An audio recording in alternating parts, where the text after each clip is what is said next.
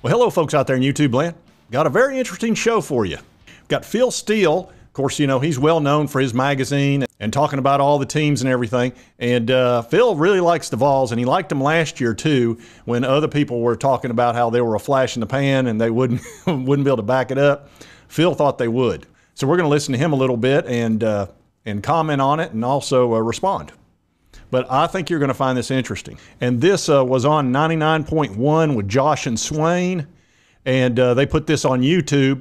And if you want to listen to the whole thing, I'm just going to take out little snippets. But again, it's this Phil Steele on Josh and Swain. And before I get started, they're on 99.1. Look, we all listen to 99.1 on the radio. It's one of my favorite things. I don't listen to a whole lot of music when I'm driving. I usually just put it right on 99.1. And some of the personalities on there are really interesting. Now, I listen to Josh and Swain. They're right at 12 to 3, and they're quite good. And then right after 3 o'clock, they moved Will West there. And Will West is one of my favorites. I just like his style, very entertaining. And then who else do they got? Eric Ainge is from like 9 to 12.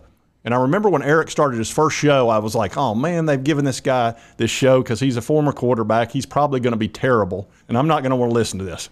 Let's get Mikey. Yeah. He won't eat it. He hates everything. He likes it. Hey, Mikey. And I think he had taken over a spot that Will West had or something like that.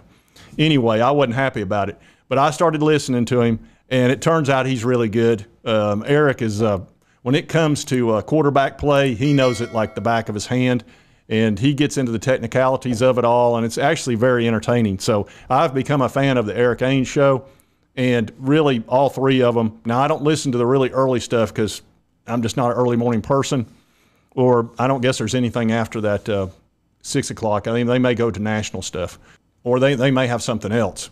But that's usually when I'm, in my car, and I'll listen to those three different shows. And I'm sure you do too. But anyway, it's just nice to be able to hear Vols sports radio when you're driving around somewhere. Anyway, let's get into this Phil Steele interview. Tennessee replacing Hendon Hooker, Joe Milton taking over, but that offense continuing under Josh Heupel. Yeah, remember in last year's magazine, I forecast that Tennessee was going to have 45 points per game, and what they do, 46 points per game, even top that. First 11-win season since 2001. What a great year. And I don't think it slows down. I think you're going to see Tennessee, they are the legitimate contender to Georgia in the SEC East this year. I think when you look at Tennessee, the big question mark is you lose a Hendon Hooker who had just 2 interceptions all year. And that's his key number, I think, if you're a Tennessee fan. Circle that 2 number. If Joe Milton can come near that, then look out, because Milton's got the size, the arm strength, everything you want in an NFL quarterback, and he's in the perfect offense. He's now in his 3rd year of the offense. He's got a good supporting cast, 3 starting offensive linemen back. Despite losing a guy like Hyatt at the receiver spot, they've got McCoy. They add in Dante Thornton. The running backs are very deep, and the defense showed a lot of improvement last year. They improved by a touchdown per game. I think they'll continue to show improvement. He's done his homework, hadn't he? And he was dead on there. Really, it boils down to we're going to go as far as Joe will take us. That's really going to be the key, because if he plays well, I think we're going to be tough as nails. I really do. If he plays solid like he did in the Clemson game on a regular basis, and he mixes in some running. Now, I do not expect him to ever run the way that Josh Dobbs did. Did I say Josh Dobbs? I did. Man, Josh Dobbs, what a runner that guy was. But Hendon Hooker was almost as good. He wasn't quite as good a runner as Josh Dobbs, but, I mean, who was? But he threw the ball better. And Joe Milton, if he can mix in some running and just enough to keep the defense honest, because if he burns them a couple of times like Hendon did, I mean, he burned LSU hard. He burned Florida hard. And, man, those guys that were pinning their ears back trying to get to him, they had to kind of be careful, because if you go too far up your lane, he cuts underneath you and he's gone. Because I don't know what Hendon Hooker ran, but it had to be close to a 4.5 40. I mean, he just, once he got rolling, man, he looked fast. And he just had a sixth sense for it. But we're probably going to go as far as Joe will take us. And like I say, the defense will improve. Our secondary, well, first of all, it can't be any worse. I mean, 127th out of 131 teams. But we've brought in a bunch of cornerbacks. Actually, And then, of course, Wesley Walker has been rated the #1 safety in the SEC by a professional ranking service, which is great. And he played a lot the last couple of games, which was the Vanderbilt game and the Clemson game. And you notice they didn't score a whole lot. He made a big difference back there, including getting an interception. But we also have those young cornerbacks that could really help us. So we'll just see how this rolls. But obviously, Phil Steele was dead on last year. He thought exactly the way I did. I thought with Hendon Hooker and that offense and the defense improving, we could be dangerous. I didn't think we'd win 11 games. I'm not going to sit here and say that. I thought we'd win 9 and then the bowl game, which would have been 10. So we did better than I thought we were going to do. And I was being optimistic. Now let's see what he has to say about our schedule. I've talked quite a bit about it. I've even done a estimation of what I think our record will be and kind of went through every single game. But let's see what Phil Steele has to think about our schedule.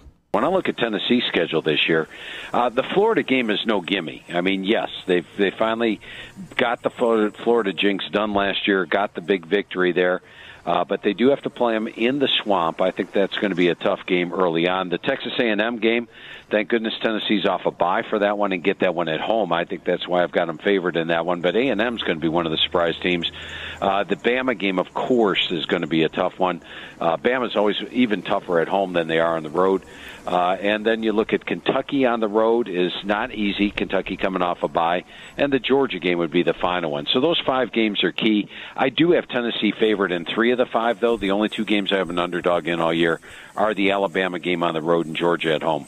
Yep, that's really it for us as far as being underdog would be those 2 teams. Now, I've got us beating the Dogs. Now, granted, that's going to be one where we're going to turn the world on its head because somebody's got to beat them. I mean, it's got to be us. I don't know who else is going to – maybe somebody sneaks up on them. They take somebody too easy.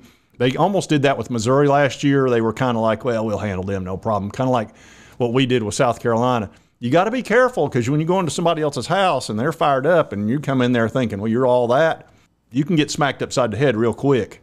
So Georgia could lose before they get to the Vols, but we're the best opportunity for them to lose. Phil Steele with us. The Phil Steele Preview Magazine will get you ready for this upcoming fall. Is there a team in the SEC that you find yourself higher on than others, whatever that others would mean, polls, over-under win totals, whatever, that you're higher on than most?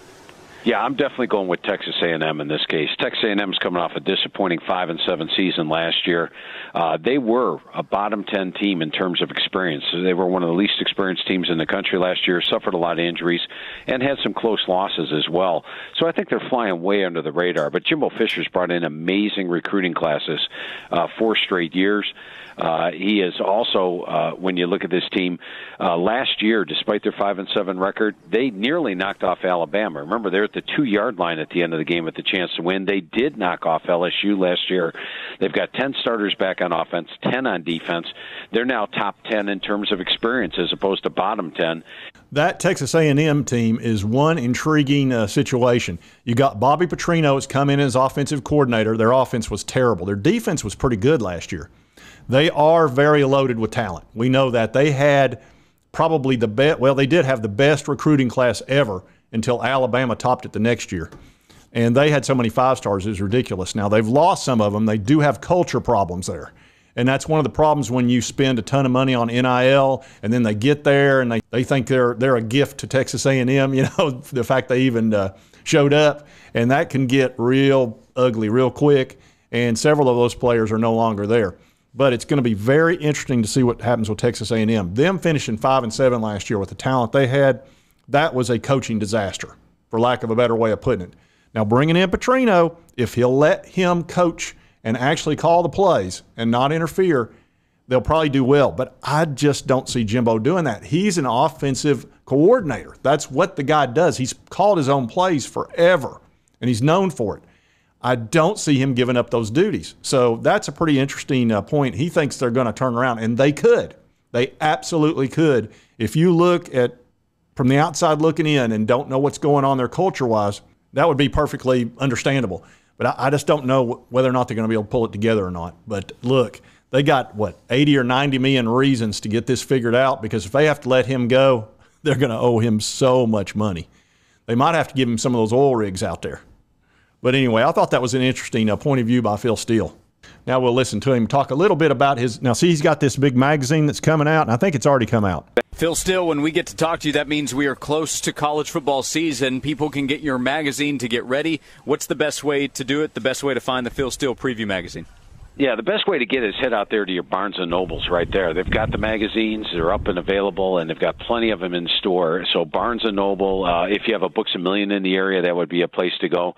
And you can also go online. If you go to philsteele.com, you can order the magazine there, get the hard copy. And if you order the hard copy at philsteele.com, we give you the digital magazine for free, and the digital magazine gets updated all the way through September. So Barnes & Noble and Books A Million are your exclusive dealers this year. Not going to be any place else, just Barnes & Noble, Books A Million, or you can go to philsteele.com. I wanted to include that because I know a lot of y'all be like, oh, I want to check out this magazine. Or most of you probably already know about it or have had it in the past. But anyway, I thought I would throw that out there too, since he said such good things about our team. Anyway, let's see.